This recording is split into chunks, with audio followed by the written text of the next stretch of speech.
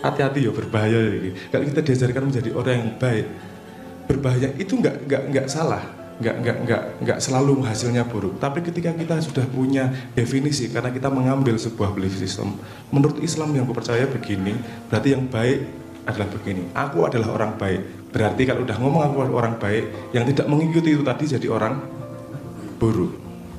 Kalau neng Ma'iyah, orang yang berbeda tidak dilihat sebagai orang buruk, orang yang berbeda, selesai. Tapi tidak menutup kemungkinan orang melihat orang yang menurut dia tidak baik menjadi musuh, ya kan? Jadi ketika kita mendeklarasikan bahwa kita orang baik, kita sudah sedikit punya bibit musuh terhadap orang yang salah. Makanya naluri kita kalau neng ayat, wahai orang-orang yang kafir, kan ngono mesti. Jangan seperti wahai orang-orang yang beriman, jangan seperti orang-orang yang kafir. Selalu gitu toh imajinasinya. Nah, misalnya kowe nonton film mesti belone jagoane dudu musuhe. Itu kan memang naluri kita untuk menjadi orang baik itu loh. Nggak salah sebenarnya pengen jadi orang baik, tapi setahu Kanjeng Nabi nggak nyuruh kamu jadi orang baik, nyuruh jadi kamu orang bermanfaat, berniat. Semuanya tergantung sama niat. Kenapa? Karena niat itu di dalam diri kita. Kita nggak bisa, kalau berbuat baik, kalau menjadi orang baik untuk orang lain itu tidak ada jaminan sama sekali. Iso kowe ngelakoni apik karo wong, ya niatmu tok toh. Karena baik, buruk, beruntung, nggak beruntung itu bisa diukur oleh waktu, bisa diukur oleh konteks. Ada cerita di Cina sedikit ya, menggok sedikit, ada cerita, nggak salah saka Cina gue.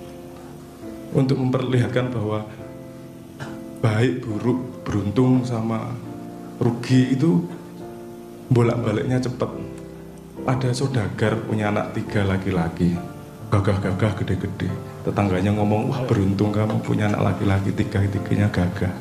Suatu hari 3-tiganya naik kuda, jatuh semua kakinya patah,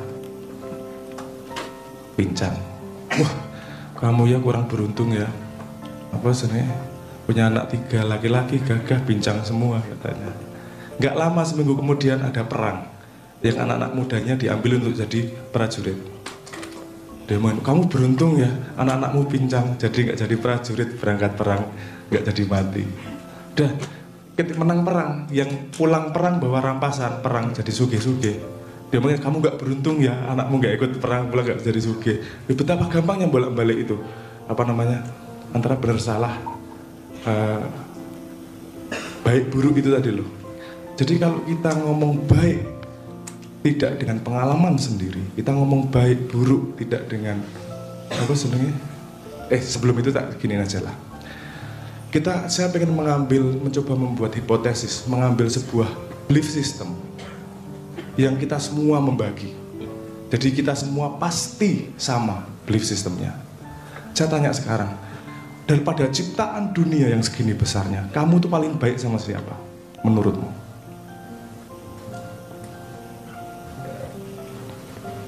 Kamu paling baik sama siapa? Ora tau mikir ya? Kamu paling baik sama dirimu sendiri. Wes tak jamin. Kenapa? Kamu orang lain sehari berapa kali? Orang lain rela, orang lain setiap hari gitu. Kamu dirimu sendiri tiap hari berapa kali? Oke. Ketika kamu sakit, kamu mencari obatnya. Ketika orang sakit, kamu nyari obatnya enggak? Atau semua yang kamu lakukan untuk dirimu sendiri adalah yang terbaik pasti. Ya. Jadi, dan saya sambungin sama konsep yang lain lagi. Kalau kamu hidup di dunia, kan mengenal Tuhan melalui ciptaannya. Kamu mengalami apa sih di dunia? Apa kamu bisa mengalami pohon, kamu bisa mengalami langit, kamu bisa mengalami gunung, bisa mengalami burung yang terbang? Yang bisa kamu cuma mengalami kamu sendiri yang punya. Satu-satunya ciptaan Tuhan yang kamu bisa alami hanyalah dirimu sendiri. Tak jamin, hanyalah dirimu sendiri, nggak ada yang lain.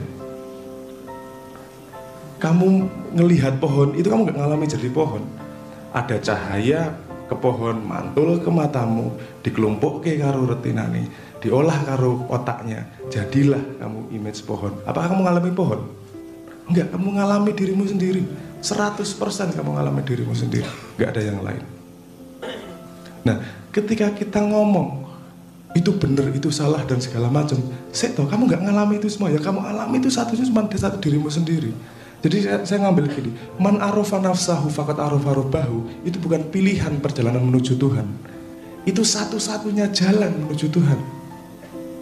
Karena kita tidak mengalami yang lain kecuali diri kita sendiri. Ngalami apa meneh toh diri selain diri kita sendiri. Dan kalau mau baik, kamu sudah punya sudah punya caranya, karena kamu tahu baik pada dirimu sendiri. Nyari Tuhan nggak usah di sana. Kamu mengalami penciptaan setiap hari. Ora sah sing ampuh-ampuh lah. Ente mangan tempe dadi daging, mangan kacang dadi daging. Apa mangan sego neng omah, apa njaluk kancamu, apa nyolong, tetep dadine awakmu dhewe. Itu kan proses penciptaan luar biasa dan ajaibnya luar biasa. Mangan apa wae dadi awakmu dhewe. Kamu dari kecil menjadi besar kan ngumpulin dari hal-hal yang di luar itu. Itu satu ngalami Tuhan kira sah ruwet, maksudnya kemana-mana. Kamu mengalami diri sendiri dulu, mengalami diri sendiri. Dan gini, semua yang diajarkan agama itu sudah kamu lakukan sama dirimu sendiri. Jadilah baik sama orang lain. Kamu baik nggak sama dirimu sendiri? Sudah. Jadilah kamu ikhlas sama orang lain. Kamu ikhlas nggak sama dirimu sendiri? Ikhlas tuh. Kamu jangan memusuhi orang lain. Kowe mosok musuhi awakmu dhewe, ya ora toh? Jadi iki ngomong rada ekstrim ya. Sebenarnya konsep kasih sayang, konsep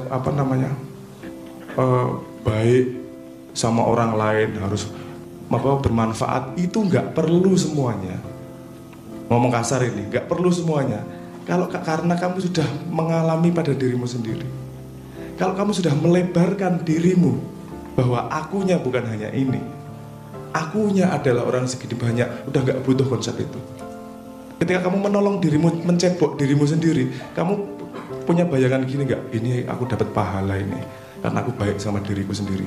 Butuh nggak ayat-ayat seperti itu? Ketika kamu mengobati luka di tanganmu, kamu butuh semua konsep itu enggak? Kenapa? Karena itu dirimu sendiri.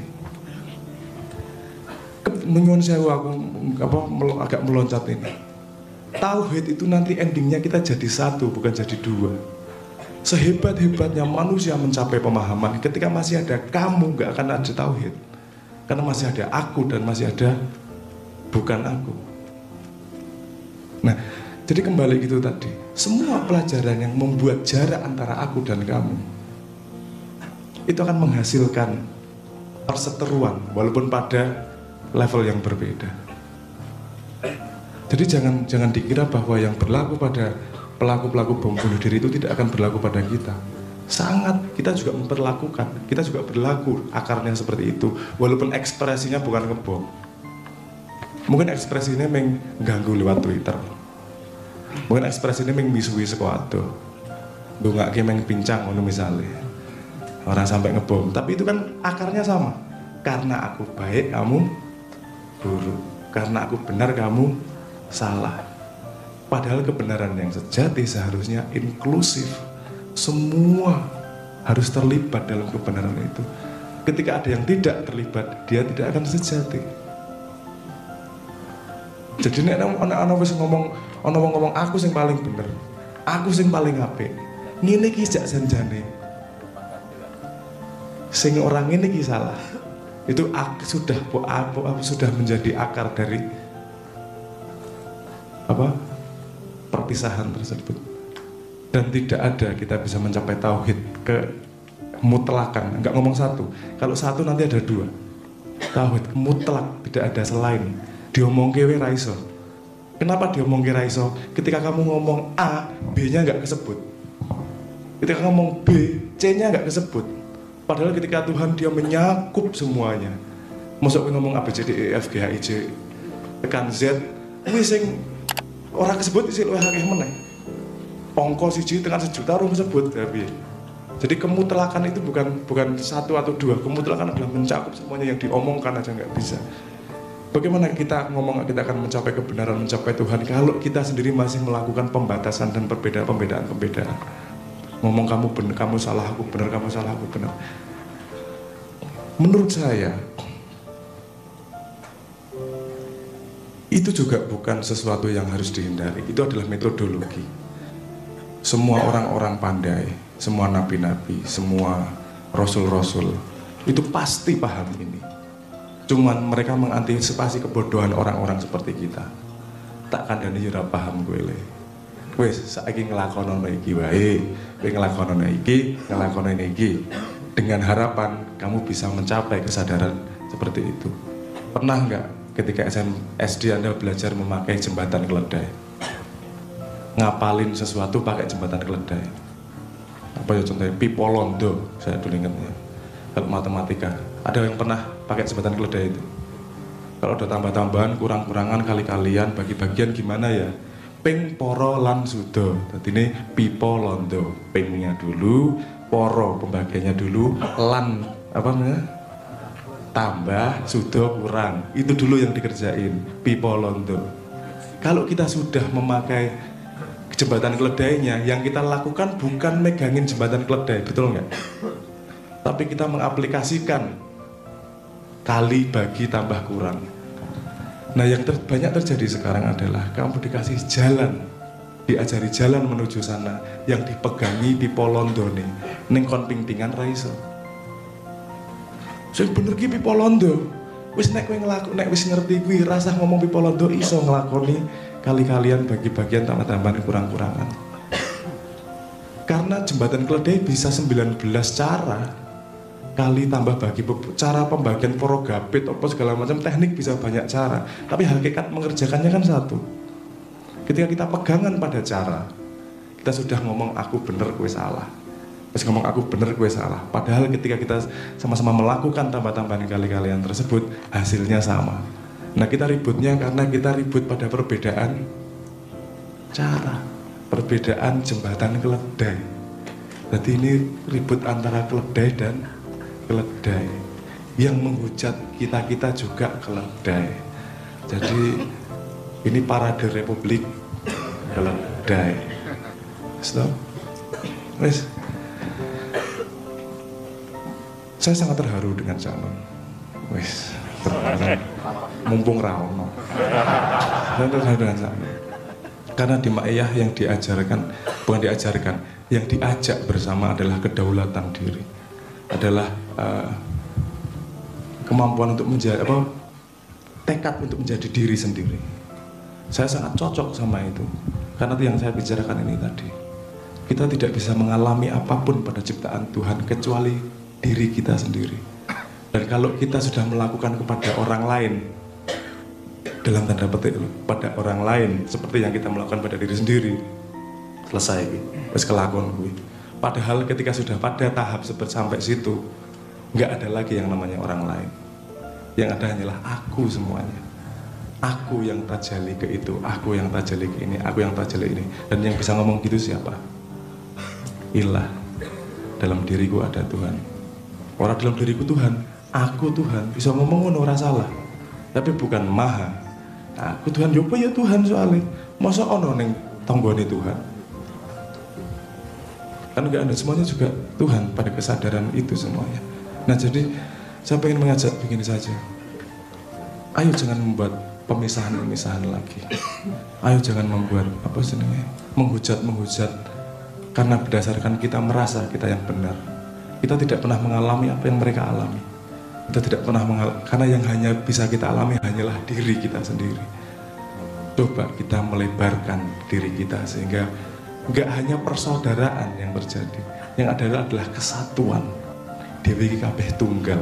Supaya kita jalani Gusti Allah yang punya tugas untuk menulis bukunya sendiri-sendiri yang nanti disetor di perpustakaan Tuhan. Kita doakan para korban teroris tersebut, korban yang meninggal, korban yang dimanipulasi, korban yang yang terteror dengannya, korban yang menjadi salah sangka, korban yang kemudian mendapat prasangka. dan korban-korban yang lain, kejadian kecil punya efek segitu besar ke dunia. Mari kita bersama-sama merangkul itu menjadi diri kita sendiri, bahwa kita sayang sama semuanya.